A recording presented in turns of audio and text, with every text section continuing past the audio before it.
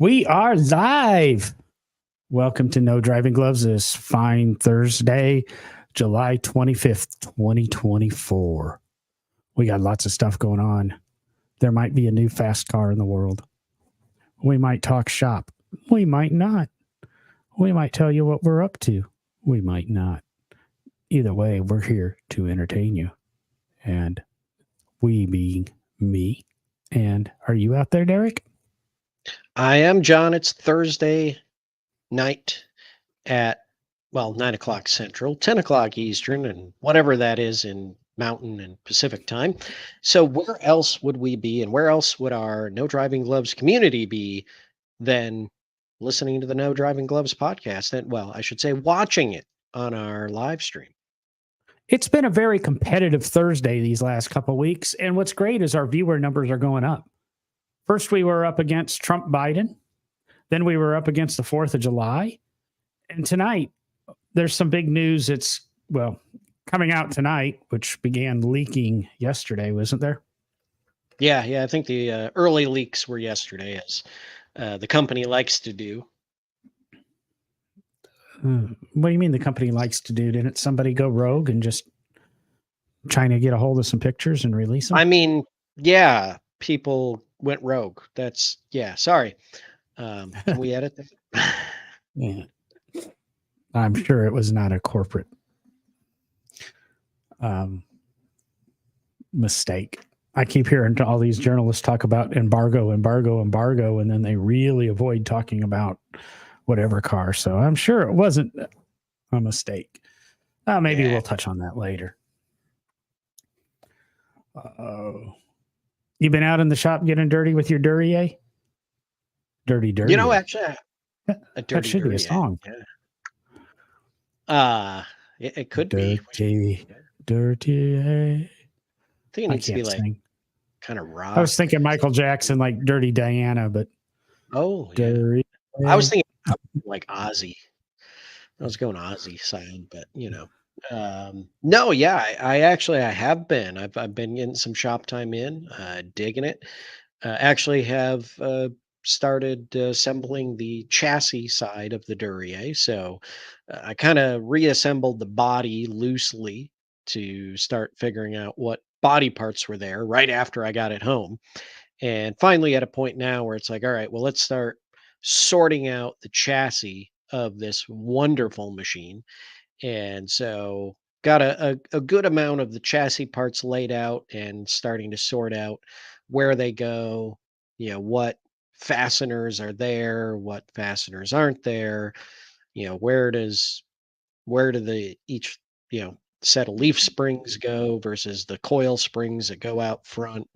And it's getting interesting, John. I'll say that. It's always interesting when you start on a quote basket case or the car comes in disassembled. I remember when I was doing that Cunningham C3, it had been disassembled loosely. I mean, the engine and drivetrain were still in the car, but all the trim pieces removed, the interior was removed, the gauges were pulled out, et cetera, et cetera. And you actually have to, I think, before you start restoring, you have to reassemble the pile of bits so that you know what bits you don't have, because you can't restore what you have and then start putting it together and find out, oh, I shouldn't have made this look like this because this goes there, but I don't have that. And it seems very counterproductive to reassemble, but that's one reason when you get mad at a shop and you pull your car, it costs so much more for the other shop because they don't know what they got back. Yeah, exactly. And that's and interesting. I think I mentioned that wrote an article about the Duryea that should be coming out soon, hopefully. And that's one of the big things I talk about is, coming in the way it did, completely torn apart, what most people would call the basket case. There was no choice but to reassemble every component of it to sort out what is missing. And I literally went through the bins, and there's still a few, small plastic tubs think of your like leftover tubs that you put things in. And there's still a few of those I haven't gotten through of some of the hardware and stuff because, you know, started with the big stuff, get it sorted out, get it laid out, and then start going down to the, smaller and smaller and smaller pieces. And of course, your smallest pieces, uh, in this case, wood screws, carriage bolts and nuts, things like that. Those are kind of the last things you start sorting out as you're trying to figure out, okay, the big pieces go in these places and get laid out like this. Okay, now what connects those together? And do I have those parts? The Duryea, interestingly, has these beautiful clamps that go there.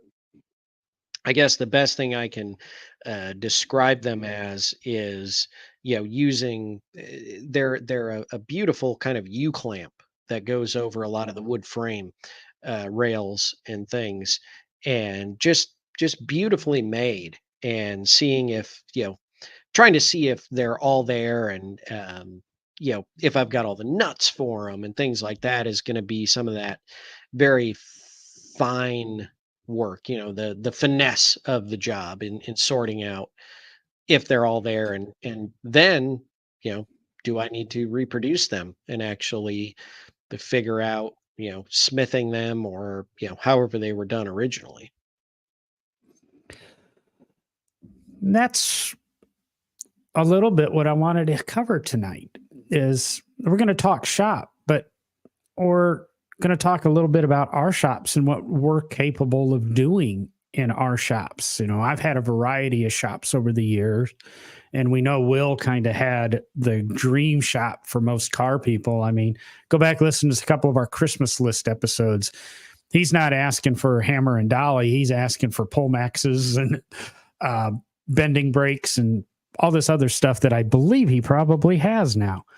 But, I was saying a little bit to you before the show, and one of the first podcasts I ever appeared on was a podcast called MakerCast. And the gentleman, he interviewed all these makers, and I listened to this podcast. It lasted, I think, 80, 85 episodes for him, maybe 100. And I just kept hearing these makers, and you had this person who made a lot of stuff with fabrics, and then they have this leather guy, and then you have this metal guy, and you have this woodworker, and all these people are very, very good at one thing. And my argument was, as a restorer, especially, at the level we were at White Post or the Barber Museum, or, where you guys are at, the Henry Ford or the Lane, or a lot of the stuff even comes home and your shop, and what an automobile restorer is capable of. I used to say one of the reasons I went to college wasn't to learn how to do things. It was to understand how to do things so that I could watch people and make sure I wasn't being taken advantage of. But over the years, I learned so many techniques that I go, oh, it would be so easy just to, I don't have access to that equipment or things anymore because I'm not at the museum. But the amount of stuff that I know how to do, that it's just a matter of obtaining the tools. I wanted to touch on some of the tools we have and some of the stuff that we're capable of doing in our shops, with me and my little half car of a 2-car garage type shop that I have now, the present house, to you with your gargantuan, barn, with 18 car stalls and lifts and all, right? Yeah, let's go with that. Gargantuan, massive, it's 30 by 45. Okay. It's a 30 by 45 barn. Yes, 14-foot ceilings so that I can have right now one 4-post lift in there. That's what I have right now. So I wouldn't call it gargantuan or massive. I am fortunate enough to have a 2-car garage as well. Well, a little over 2-car garage with the size of vehicles I collect, in up by the house as well. So as we've said many times on the podcast, The modern cars sit outside because there are a few too many antique cars on the property to allow any of the garages to be open for use by a modern vehicle. But yeah, I do have a larger barn than you currently have, John. Yeah, I started back in 2000 with a 30 by 40 barn. I think the house was 1,066 square feet, and the barn was 1,000 square feet, or what was it, 1,200? It was just a little bit Yeah, big. that'd be The barn was 1,200. bigger. Yeah, the barn was bigger than the house, and I think that's what we all try to achieve. And it was nice to have that kind of space. I really wish I would have used it. Anytime you go house hunting, I put that in air quotes for those that aren't listening or on the live stream.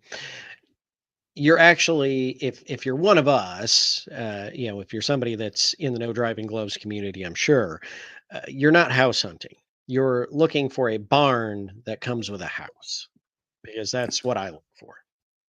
Yeah, I hate that when you are house hunting that they have very few garage pictures or garage dimensions. You look at a house, you go, wait, there's an outbuilding, and they never describe the outbuilding or anything like that. Realtors, and I'm talking to you, Chief, or retired Chief, because you're a pretty successful realtor now.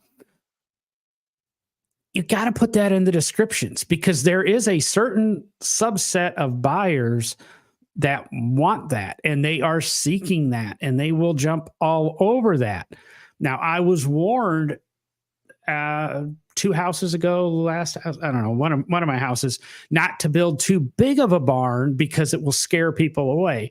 And I'm going, everybody I know wants to put every square inch that they can under roof because we're car people, and there's not a lot of car people out there. So when these car properties come on the market at reasonable prices, I mean, we all see I've got a racetrack in the backyard and an 18 car attached garage, and there's, this 20,000 square foot building off to the side. Or, Bill Goldberg keeps talking about his 24-foot wide garage doors that are too heavy and keep collapsing on themselves, and that. We don't need that. Most of us really would be happy with that, 1 bedroom, 1 bath, kitchen, living room, and the rest is a garage. The barndominiums, I guess, is what they call them on YouTube now. I kind of drew up and sketched those years ago. I'll jump in there, John, because once you're married and have kids, it changes a little bit. It can't be a 1 bedroom, 1 bath. It requires a little more than that, but it doesn't change the fact that you want the square footage of the outbuildings to be bigger than the square footage of the house. That will always be the case. And funny enough, one of the times Christine and I were looking at homes, and I honestly now cannot remember if it was when we bought the house in Ohio, or if it was when we were moving to Kentucky.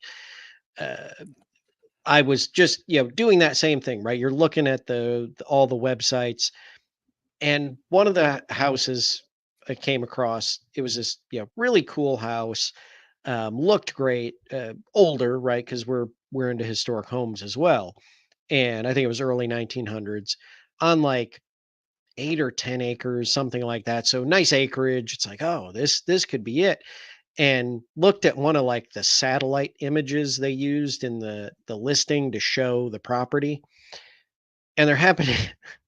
And this would only be a small subsect of us that would think this way. But in that satellite view, you couldn't quite, they hadn't highlighted the property lines, right? The boundaries of the property. So you didn't know which area the 8, 10, whatever acres it was covered. And in this shot, you could see like a dirt horse track behind the house, like a practice track for dirt, or for horse racing. And I got all excited because I thought that might be on the property, and was like, "Oh man, I can have a dirt track for all the early cars." You get out your TT Speedster and go racing around there. Exactly. Get the No. well, I didn't have the Hup at the time, but had a period speedster and just go out there and drift around the track and have fun. Yeah, it's like I said, car people are interesting, but car people, we're frowned upon. HOAs don't like us, but just keep that in mind, realtors, that there is this section that those houses you think you can't sell, or, oh no, what are we going to do with that huge building? Nobody's going to want that. Yeah. Highlight it in the ad. Heck, make it the opening picture of the ad.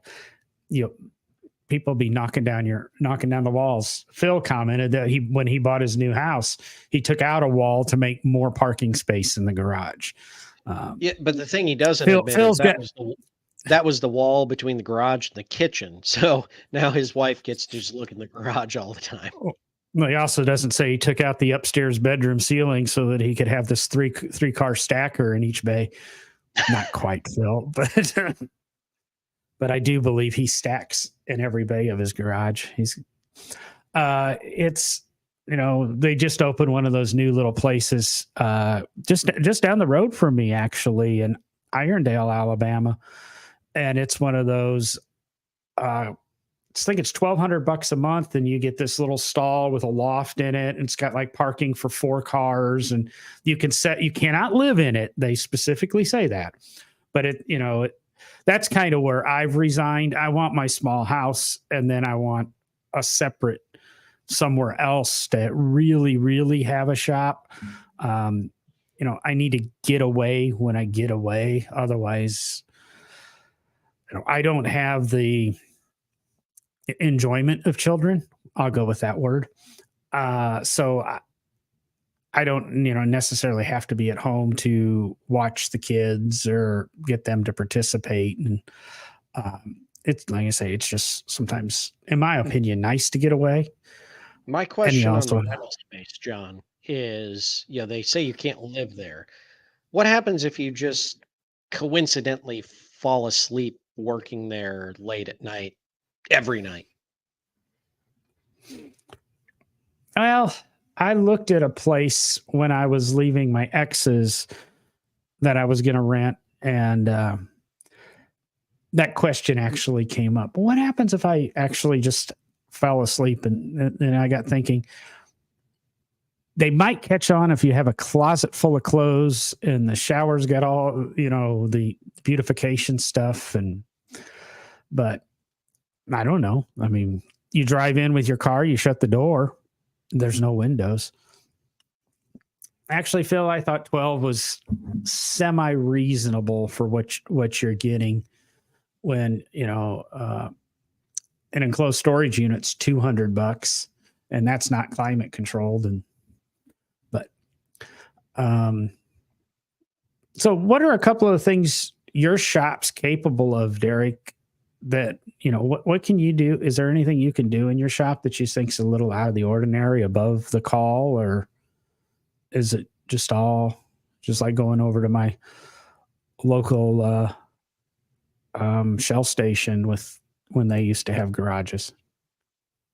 Yeah, I mean, it's always hard for me to say, John, because I think we've talked about it on the podcast before, where it's like when you're in a specific industry or a specific field that you're working in, you don't really feel like you necessarily do anything special, right? It's like, to me, it's like, well, I do all the same stuff that my buddy, Dave does, or my buddy Ken does, or this person or that person. So it's always like, well, I don't know. I work on cars, right? I do restorations, I do preservation. And I would say, probably for me and the way I'm setting things up, yeah, I'm capable of restoring vehicles. And obviously I focus on, you know, early vehicles. That's my preference. But yeah, one of the things that I will be more set up for, that will be unique or different, will be the preservation end, the conservation of vehicles. And so that's probably a little where things differ a little in my setup, because I have a lot of knowledge of chemistry of some of those conservation materials we use. And so that'll be different. And of course, as we talked about in the pre-show, I'm probably one of the few shops you're going to walk into and occasionally find, something, a hot tube ignition system out of something being worked on, because there's very few of us that deal with the early ignitions and how they actually functioned when they were original and new. So I don't know if that really answers your question, John, but I would say that's some of the probably strange stuff that happens around here. Well, it's, you mentioned Dave, and I have a feeling we're talking about the same Dave here. I was reading a post on Facebook from the it's a private group for the students that graduated from with the degree I have, and it was a job opportunity for a Rolls-Royce restoration shop in New England, and they were talking about wood spoke wheels, and they were talking about babbiting, and I'm pretty sure Dave has the ability to babbit in his shop. Does he not? He If not, if he doesn't, can. his father does, or his father did. I don't know. Yes, his father still does. And Dave still will on occasion, but babbiting is just such a pain in the butt process, let's call it. That if, as you know, John, if one little thing goes wrong, you're starting all over. And so, Dave will do it, but he doesn't love doing it. He's not set up for it permanently. So, as he says, send it to one of the guys that's all their shop does, because they do it every day. They're set up every day. It's more likely to be done, right away and back to you. So, can he do it? Yeah. Yeah. Heck yeah. Actually, I've assisted him in doing it when we worked at Henry Ford Museum together, and got to learn about babbiting from him. But on a daily or anything like that, he doesn't like to. Phil asks a good question, and I'm sitting here trying to come up with an answer on my end. But yeah, I was stalling on Phil's question because I'm trying to think about it too. Any unusual tool that you have that you recommend in your shop for anybody else listening, if you've got that? Because I think I'm falling into the same boat Derek just said. I have a ton of very unique tools, but they don't seem that unique because I've used every single one of them. I mean, I have clutch head screwdrivers, that's great for trims. Snap-on clutch heads screwdrivers, which are for removing screws for trim from like 30s era Chevrolets and things like that. Boy, give us a little bit on that, Phil. I got tools I would recommend you have in your shop to maybe replace some things, being both automotive or homeowner. But whew. And I guess it's hard to say, because like in my world, Phil, which, Phil knows me, I think, well enough by now that, I mean, there are so many unusual specialty tools for early engines. Like, I've got a few of those, like a couple specialty sockets and things you need for like Model Ts and Model As. I've got those laying around, because if somebody brings me a T or an A that I know needs that specific work, well, I've got the tool in my box to be able to do it. And so, from an unusual aspect, especially in the early cars, there's a few unusual things you need. I think one of the unusual things that a lot of people don't know what they are, if they're not in the car world or in the antique car world, is a true set of early tire spoons. Your long handled tire spoon with the paddle on the end, or the bent end to hook the bead and get it popped off, the clincher, all of that kind of stuff. I also have a split rim jack, which very few people probably know what a split rim jack is. So there's a few unusual tools laying around the barn. Yeah, he kind of qualified a little bit. Maybe he should have said the most used tool or helpful. He had recently purchased a battery operated heat gun that seems very helpful, especially on stuff that Phil works with, which is more modern vehicles, Japanese vehicles. I can see where a heat gun would definitely come into play, especially even in wiring and that with shrink tube and that, because it's much safer than getting out your lighter and accidentally setting your carpet on fire. I would say the most, it's not the most used tool, but it's very helpful and everybody should have them. And Derek and I have talked about it before. Everybody should have a 1/4, 3/8, and 1/2 inch torque wrench. Extremely important. And possibly even a generic torque spec chart, because every bolt actually kind of have, for the diameter and the length and thread pitch, has a torque spec. So if you can't find what the factory recommended or whatever, you can kind of use that generic thing. You know, torque wrench is something, you know, every mechanic should have and most don't. And I've got front brake discs on my Ford that are damaged because the damn shop didn't use torque wrenches. And Wait, I'm just I'm not supposed to use the air impact on those? Well, they use torque sticks, you see. I thought so. When that first bolt and the torque just really got into it, you know, especially on those, you know, especially on those like 1/4 20, you know, or maybe like a nice, you know, small. It's something that drove me crazy on my Hondas. Oh, I'm going to keep working on that one, Phil.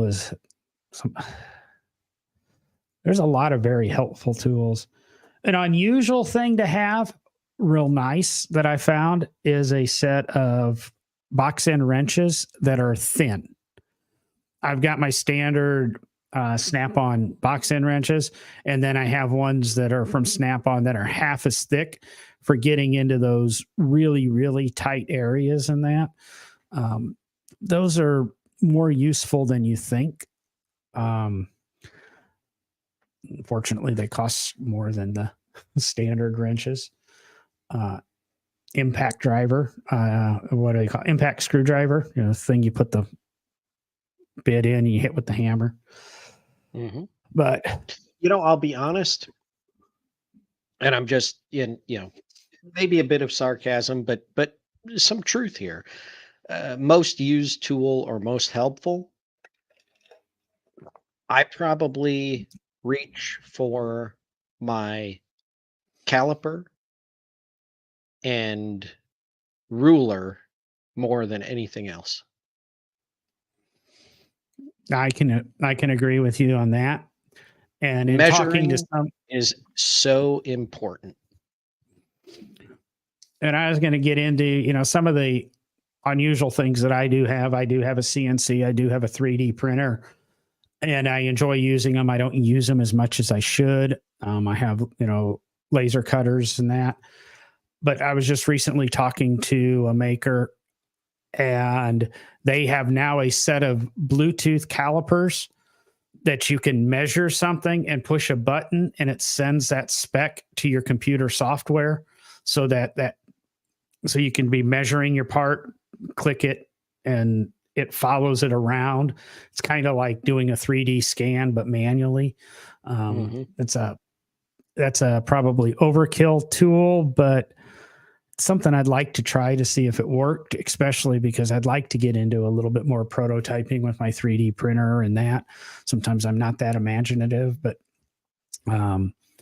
as I've begun to build out a small little shop here, so that I can create things, not necessarily work on cars, but create things, I can see where I'm trying to join all of these things that I have together, the CNC, the 3D printer, woodworking tools, and some of my industrial background, and, you know, see what I can assemble. And I, you know, when you said measuring, that just clicked in my head. It was kind of a cool tool.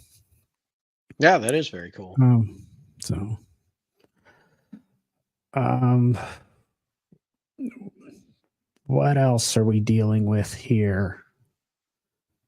We deal with I a do. lot of stuff.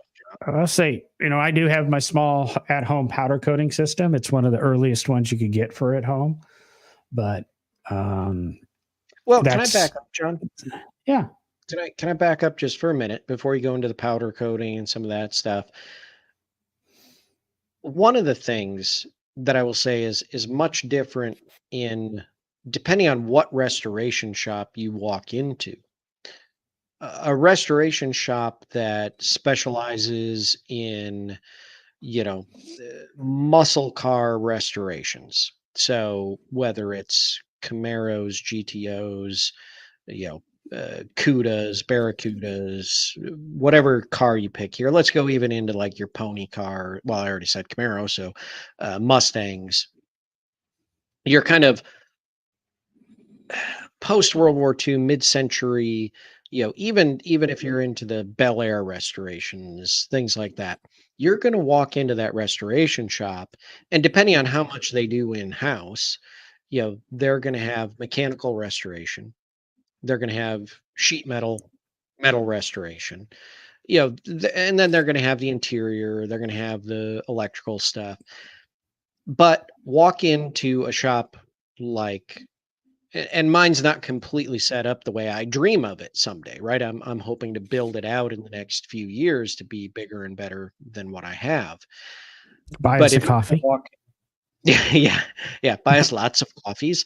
Uh, but if you walk into a shop of something that I dream of, and even in my dad's shop, walk into my dad's shop, you're going to find a lot of those metalworking tools and the sheet metal stuff and the mechanical tools.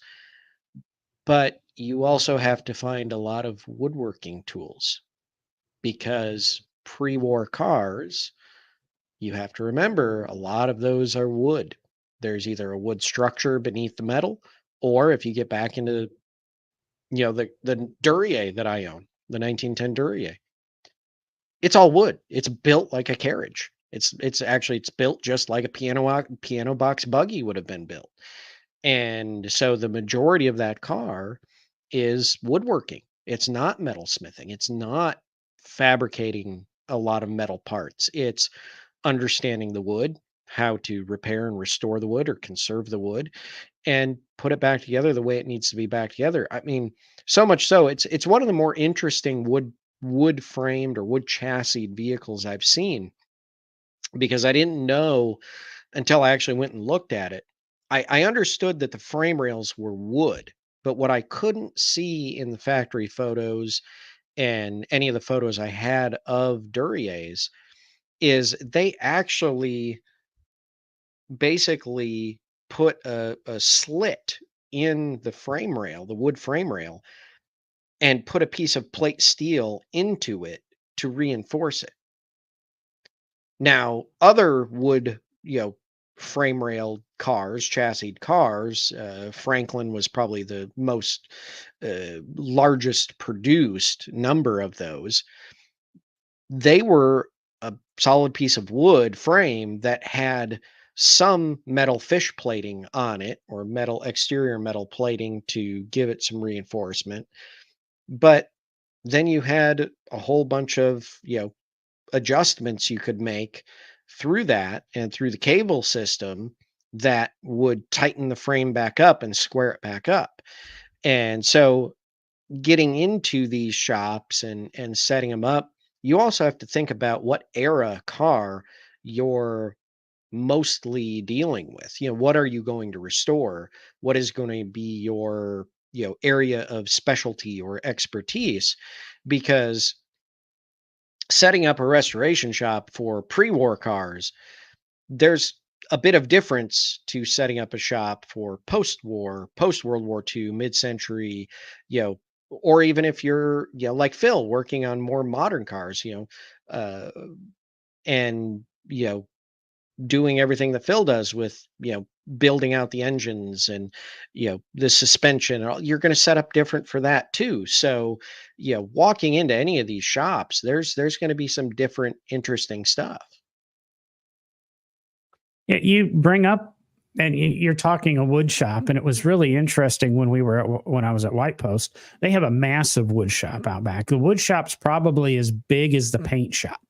Paint shop would hold, including the two paint booths, probably get 8 to 10 cars in there, and we easily could get that into the the wood shop woodworking area. Not even the storage where they kept a lot of the wood, because they bought wood in massive quantities.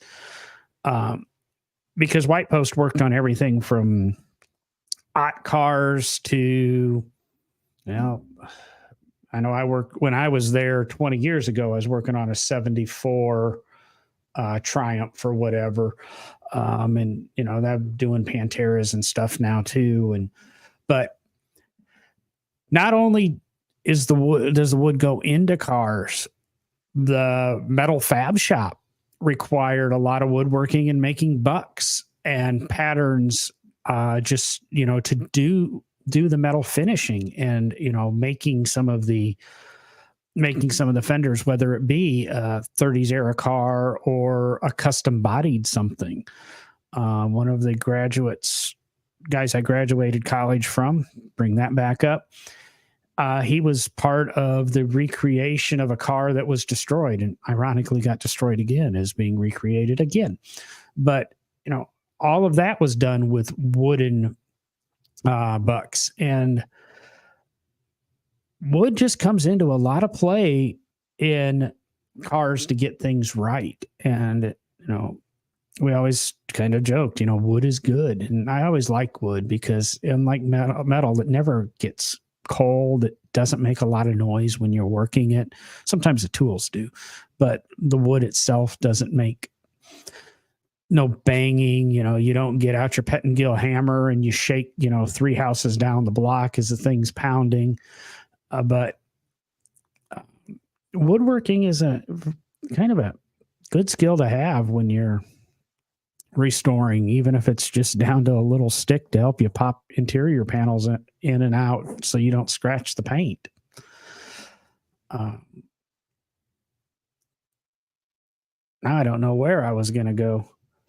Yeah, I don't know. But Toby jumped in. Toby's out there again tonight, and talks about the fact that they opened up the new shop at Owl's Head, the Owl's Head Transportation Museum up there in Maine, and they just put in a huge, fully equipped high-end wood shop. And interestingly, for Owl's Head, Owl's Head is a very cool museum if people don't know about it. Much like many of the other auto museums, they keep most of their vehicles, if not all of their vehicles. I haven't checked with Toby lately, but in operational condition. Lane Motor Museum, we try to do the same. Most of the museums I've been at, we try to keep the vehicles in pretty good operational condition. We do shut down some in big collections, but Owl's Head has a whole nother side to it, and that is their aviation collection. And they fly a number of those aircraft, and these are early aircraft. And you want to talk about something that relies heavily on wood structure, early aircraft. And so, yes, Toby, I can imagine the wood shop at Owl's Head has got to be amazing. Actually, I just need to get back up there and go visit again. I think that's what I need to do. Last time I was up, I got a ride in their, I believe it was their Stearman biplane. So had a joyous ride out over the coast of Maine in a Stearman. So got a picture of Derek the wing walker. No. I was nicely tucked away in the front seat cockpit, and didn't touch anything, and just kind of held my phone up and took pictures and videos and waited to land. So that always got me. Why in those planes did the pilot sit behind the passenger?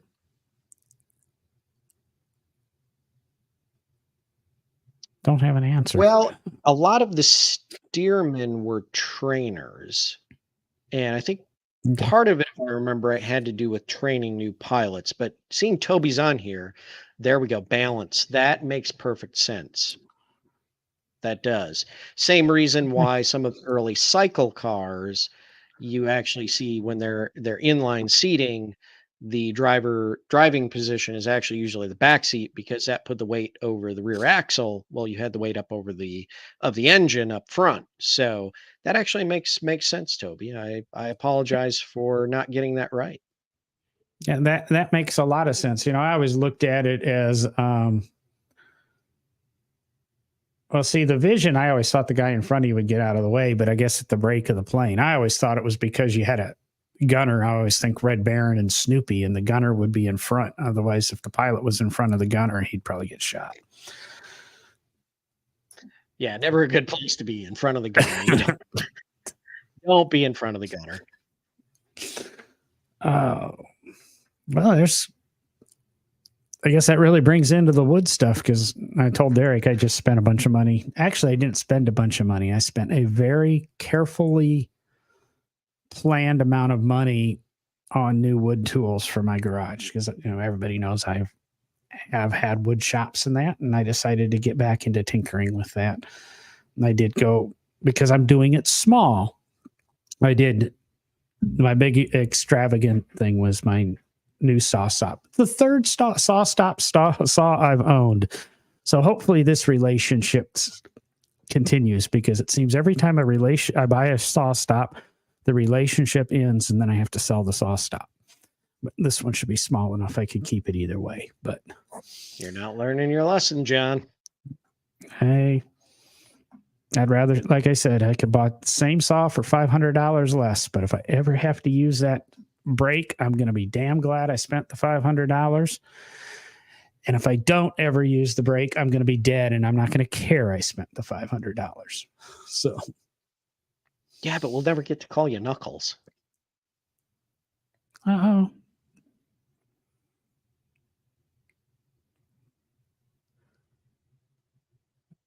See, I just can't. I'm going to even go to woodworking. We've even had the gentleman on the podcast, David Pisciuto.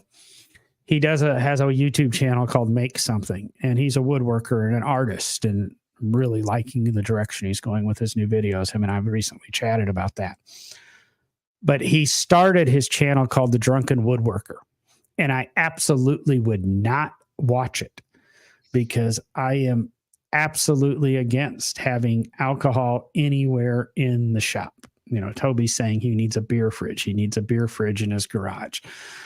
I mean, I've even banned alcohol from the podcast, because we've got a really funny, good podcast, but I can't air it because of the guest that was on it. And we have to point out, it was a guest that night.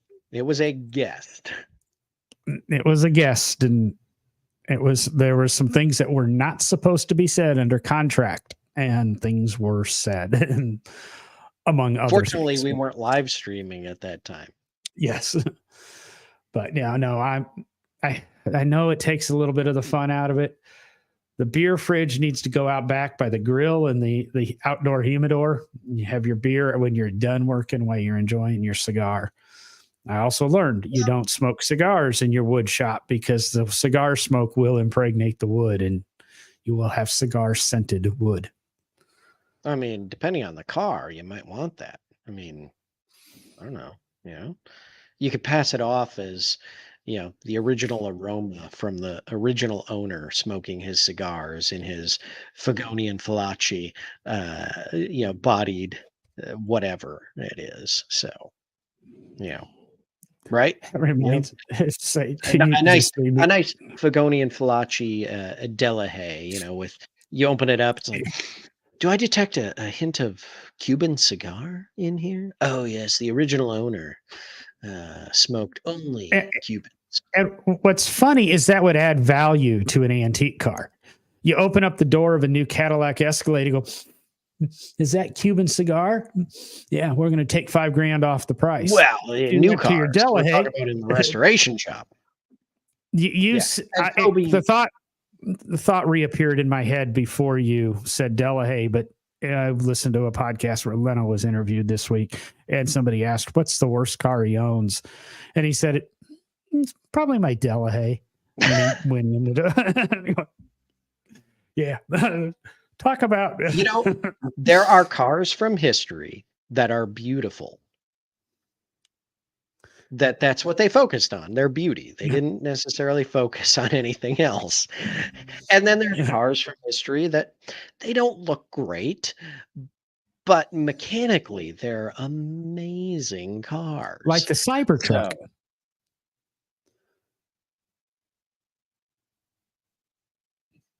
which way are we going on that? Oh, I said the Cybertruck. It's an amazing looking, or an ugly looking vehicle with a lot of great technological engineering in it. Oh, okay, okay. Just checking.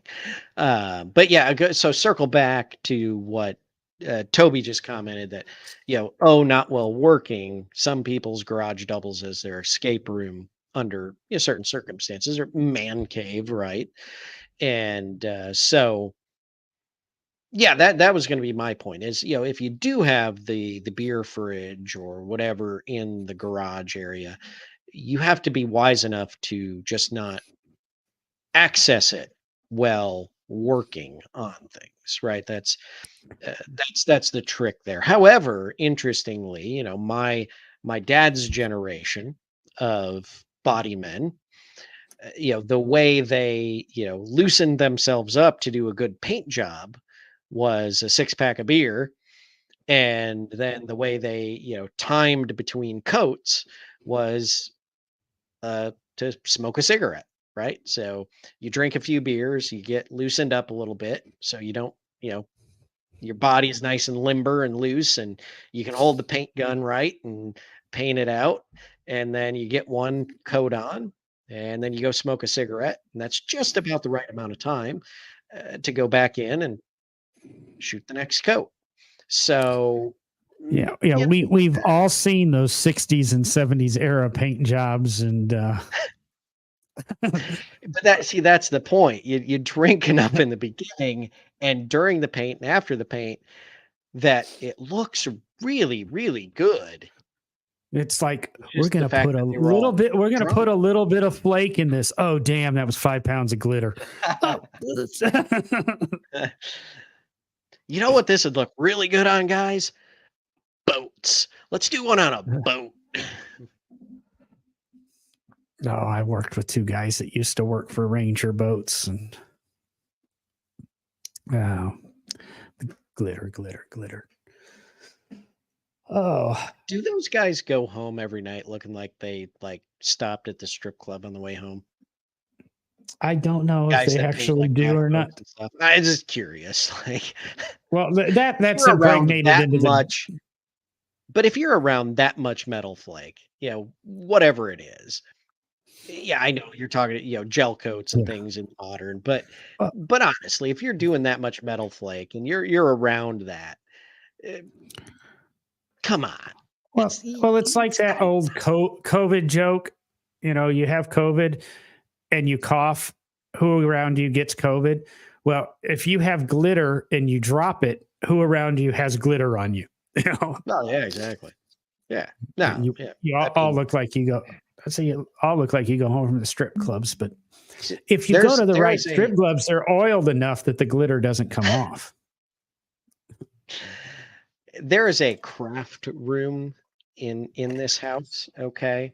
However, there's a 4 and a 5-year-old in this house.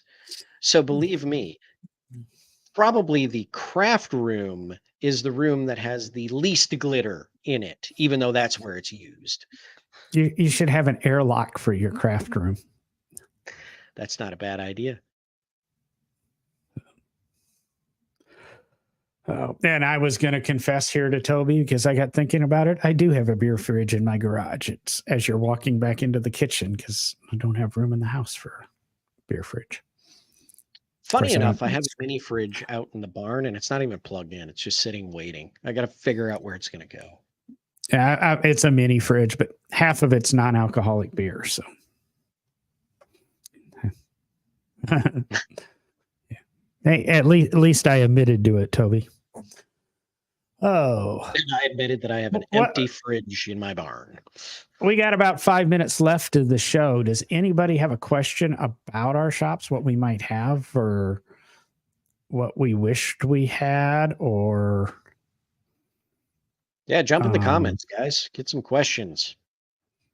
Comments, concerns, quandaries. What part of town are the clubs John visiting? Jason, you better be careful because I think Dana watches the show most nights. I guess Jason's looking for referrals. No, actually, the only adult-oriented clubs I know of are, I drive by 3 in Mississippi on some of my routes. I've never stopped, though. What's the one tool you have that you never use, but you use like every 5 years? And glad I have that. That's a good one.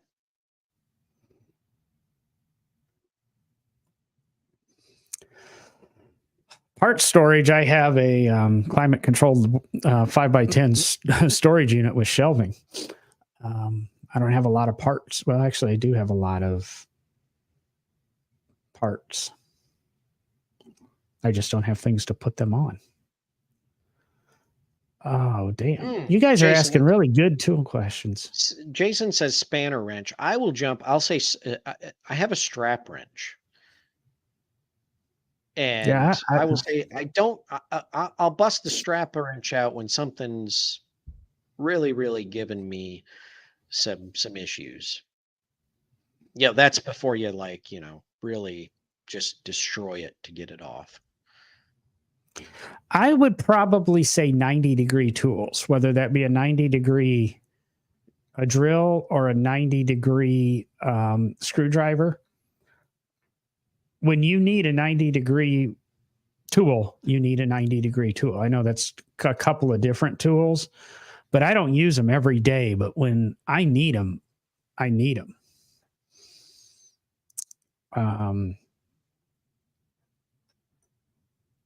Strap wrench, I've got them, and I use them. And again, that's a tool there's really no substitute. It comes in handy at the strip clubs. Now, I use telescopic magnets all the time. Wrong strap tool. Strap wrench, John. Wrong. After 9:30, it really does turn into no driving gloves after dark, folks. Well, I got to get one in every show. Otherwise, Brandy would be disappointed. It's what I'm not going to go there. Anyway. I get the torch. Yeah, torches. Got to have the torches. I'm trying to figure back out to Phil's earlier question. What was Phil's earlier question? Which one? Can you throw some quotes? Wrong cursor. Let me see if I can scroll back up to it. The most unusual? Yeah. I mean, I kind of gave my answers. So if you didn't answer, John, it's your problem. Any unusual tool that you recommend in your shop? Well, I'm still kind of stumped. I guess I did give the a thin box end wrenches. Toby wants to know what the exact question was, so we'll. Oh, I just scrolled away from it to look at Toby's question. I'll get up there. I got it.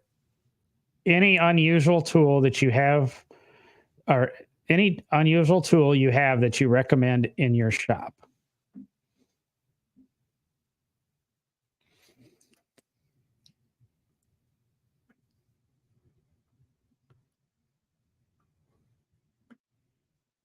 While you're thinking about that, Jason has an unrelated question about why he only sees some of the folks commenting in the comments. Well, the problem is I don't know who he's seeing. It depends on which feed you're watching. If you're watching on my Facebook feed, on my personal Facebook page, you'll get some comments. If you're watching on the No Driving Gloves channel, you'll get other comments. And if you're watching on YouTube, you'll get other comments. Toby. Yes, I don't actually have any. I'm guessing here, but I'm gonna say this. I don't have Whitworth tools in my shop. Now we do have them at the Lane Motor Museum shop, but I don't have any. I'm guessing that's where you're going with your British clues here, and not metric and not SAE. It's Whitworth, not Wentworth. But I have a complete set of Whitworth sockets and spanner wrenches. Yep. But JD Wentworth appreciates you throwing his name out. Or their name out. Sometimes you need to have JD Wentworth to afford some Whitworth tools anymore. But if Toby's interested, I might consider selling all my Whitworth tools because I don't plan on having any British cars in the future.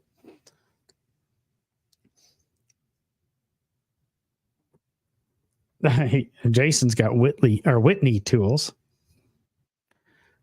Unusual and dangerous. Yeah, living on the edge. I can't remember if it was from JC or if it was from the local unclaimed freight store that I bought a set of Buffalo tools, and I had like the 13/16 wrench come apart. Yeah, that one cost a little bit of blood.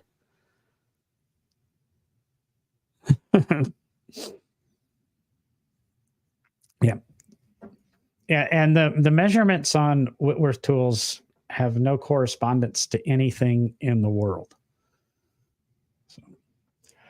So that's I guess that might be an answer to a question. The tool that you only use, that when you have, you need, but you never use, and but when you need it, whatever, you got to have it. I can see that. Yeah. It's like that poster that I have. I'd rather have it and not need it than need it and not have it. Yeah, but the answer to that is just always the Sawzall. No, sometimes just cut it off. We had an episode on the JC Whitney catalog, Jason, a few years ago.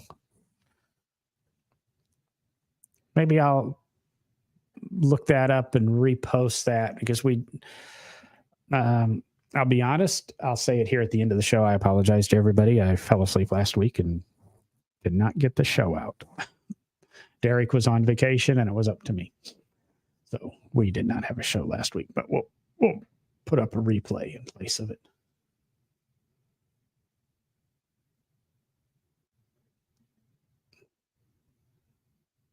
Oh man, that's the kind of tap and die set that I want. Just a good old school tap and die set, because you know it's going to be quality. And as Toby says here, goes down to 64ths between every standard size. That's freaking awesome.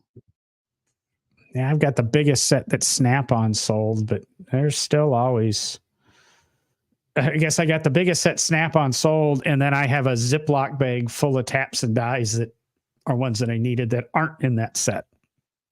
All the ones that you do need that aren't included because they want you to buy those as the extras. Well, usually I got those from McMaster Car because you need a 9/16, 18 or something right hand thread. The only reason to buy the Snap-on set is that they'll replace or at the time that I was working, they'd replace the taps or dies if you broke them. Except when you broke them, you needed them, and not a week later when the Snap-on guy showed up. Do we have anything else to talk about shop-wise, or we're probably needing to wind this up? Wind it up, wipe it up, whatever we're going to do. Dang, you almost made me really go no driving gloves after dark. It's not quite 10 o'clock. I can't go there yet. If we can't go full after dark. Might even be a KW Wilson set. Not sure, but it is huge. And it was from the 1920s. Yeah, first time Jason I used a 4-inch. Needed a 4-incher. Yeah. First time I ever used a 4-inch grinder was to cut the roof off of a pickup, making it convertible. Actually, that might have been my truck, come to think of it. But we didn't have a Sawzall. And we were supposed to take out a 1/4 inch of metal anyway, Sawzall it and then take out a 1/4 inch. The grinder did it all. Oh, so I'm going to wrap it up. If anybody's interested, I keep getting some messages. Let me know if you want a shirt or a coffee cup or whatever. I'm going to have some time this weekend, and I'm either going to get them ordered or get them printed. So let me know. Shoot me a message through the Facebook page or such, and might be giving them away. And depends how many I need to get. Might give them away or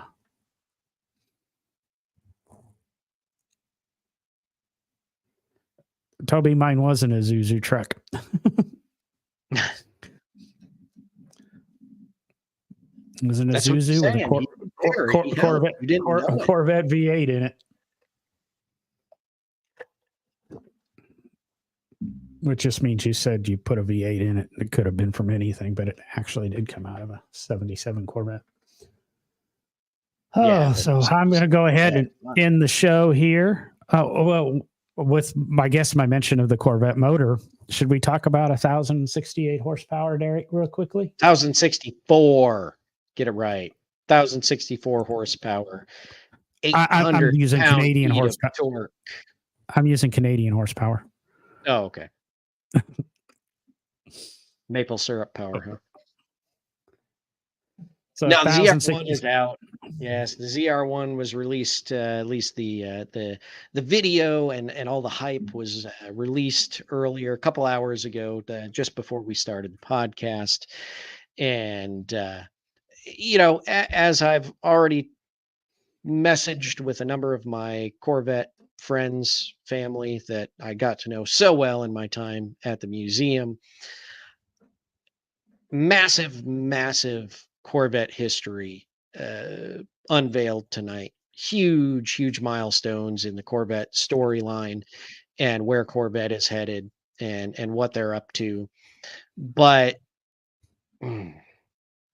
there's some in my opinion, there's some styling issues with the ZR1. The split rear window to start out with is it looks out of place on the car. It's a little odd. Definitely does. Yeah, and with some of the added air packaging they did, some of the aerodynamics, things like that. The car, the C8, the Stingray was a very clean car. Very smooth lines. As they're bringing these new versions out, the Z06, the E-Ray, now the ZR1, we're again, in my opinion, the cars starting to get a little busy. It's a lot of sharp lines, a lot of just a lot of things that are starting to, I think, clutter the car up, clutter the visual aspect of the car. Amazing mechanical features on this new ZR1. Amazing. I mean, kudos to the Corvette team. First time it's been turbocharged in history from the factory, all that good stuff. And it's an incredible car with incredible power and incredible capabilities. But again, I think, building on that Stingray that came out, it's just getting a little cluttered. They're trying to add a bit too much to the styling of the vehicle to distinguish it from the other models, and it's looking kind of heavy, and I can't quite figure it out yet. There's been a few pictures that something about it makes me, all I can think in my mind is it's very puck-like. And I don't know if that's the right description yet or not, but there's just something just slightly off about it. I don't know what your take is, John. Looking at it, the split window, I go kind of like Jason said, didn't they try that before? Toby said that, and Jason said, what about the 63? And it was a failure then. Well, the difference is you don't use the back window in a modern car anyway. I mean, the back window in a Corvette's virtually flat. And they're using this center strip actually for cooling ducts. So there is a purpose to doing it, and they probably needed to cool it, and maybe that was the best option. But it doesn't look right where it is. There should have been a better way, or they should have. But like Derek said, it is the C8 Stingray, but everything, all the openings are enlarged. It looks like I don't want to say a blowfish, but what are the fish mouths get huge? It just, I said to Derek before the show, and he likes it, but the C7 ZR1, I didn't like because of the massive air intakes on the front and the spoilers. And, the new ZR1's got a standard aero package, and then it's got one with an oversized front lip and an oversized rear wing and an oversized side intakes, and everything's carbon, and you can get carbon wheels, and it's going to sell out. I mean, they could sell as many of these as they could build in the first year. And it's probably, a lot of people say the Z06 is the perfect Corvette right now, $140,000 base or something. I don't know what the number is on the ZR1. It's just a lot of overkill, but we'll get into it in a later episode, but Derek and I are talking about becoming a little bit frustrated with the car hobby, and all this 1,000 horsepower this and 1,000 horsepower that. It's turning me off from the hobby a bit. And that's kind of where I go with this car. Does anybody need 1,000 horsepower on the road? Yeah, it's cool to say, but going back to where I said Delahaye in that, I would rather, I've referred to it many times. Joe Piscopo used to do a character on Saturday Night Live, Fernando, and he would rather look good than feel good. And I've said it before when Will was on the show. I would rather have a gorgeous, attractive car than be able to go 0 to 60 in 1 second. Performance in an internal combustion engine car is a joke anymore. Let's quit. I mean, anything that anybody wants to build and you want to go to 60 fast is electric. And you're never going to beat it with internal combustion. So that game's out. Let's start building pretty cars again. Let's start building styling exercises. Let's let the designers have their way. And we'll have an episode on that. It's probably, maybe we'll talk about it a little bit next week, but it's like I said, one of the turnoffs to me. And while this Corvette makes a statement, puts America on the map, it's gonna, it'll probably outperform 90% of the exotics and supercars out there for probably $200,000. But it's too much. And I guess it's true. It's, too much of a good thing. It's like being Hugh Hefner, so you got you're dating 3 Playboy models. So what if you got 6? You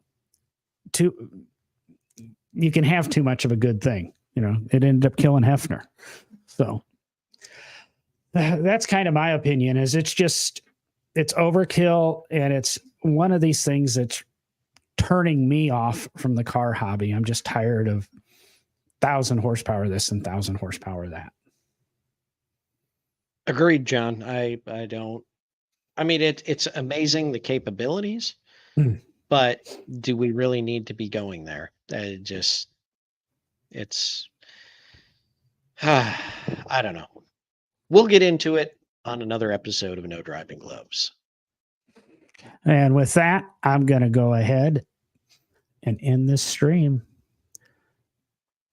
Derek, you want to tell them to share the show? I guess I could, John. All right, guys.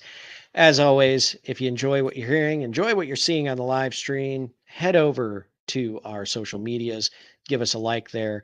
Like us on YouTube. All those things, John probably knows better than me. You're supposed to do the like on Facebook and click the bell or whatever on YouTube, and all those different things you do on the different platforms. Do it for us, because that's what helps our name get out there, and it helps the No Driving Gloves community grow.